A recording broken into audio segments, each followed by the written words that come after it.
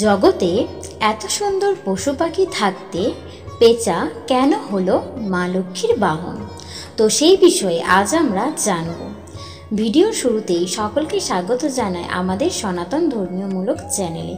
আমরা চেষ্টা করি সনাতন ধর্মের সকল তথ্য আপনাদের কাছে তুলে ধরতে। তো চলুন ভিডিওটি শুরু করা যাক। দেবী লক্ষ্মী হলেন সৌভাগ্য এবং শান্তির প্রতীক। দুর্গোৎসবের পর আশ্বিন মাসে শেষ পূর্ণিমা তিথিতে এই কোজাগরী লক্ষ্মী দেবীর আরাধনা করা হয়। বাঙালির প্রায় প্রতিটি ঘরে ওই দিন বেশ ধুমধামের সহিত এই পুজোর আরাধনা চলে। এছাড়াও লক্ষ্মী দেবী শস্য সম্পদের দেবী বলেও আমরা জেনে থাকি। আর এই দেবীর বাহন হলো পেঁচা। ধন ও সৌভাগ্যের দেবী হলেন লক্ষ্মী। লক্ষ্মী মানে শ্রী ও সরুচি, অর্থাৎ তিনি সম্পদ ও সৌন্দর্যের দেবী।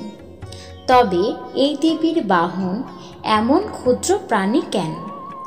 পৌরাণিক কাহিনী অনুসারে যখন সকল দেবদেবী প্রাণী জগৎ সৃষ্টি করে তখন তারা পৃথিবীতে ভ্রমণে আসেন। সেই সময় পশু এবং পাখিরা বলে, আপনারা যেহেতু আমাদের তৈরি করেছেন তাই আপনাদের বাহন হয়ে আমরা পৃথিবীতে থাকব। সেই সময় দেবতারা নিজেদের বাহন পছন্দ করে নেন।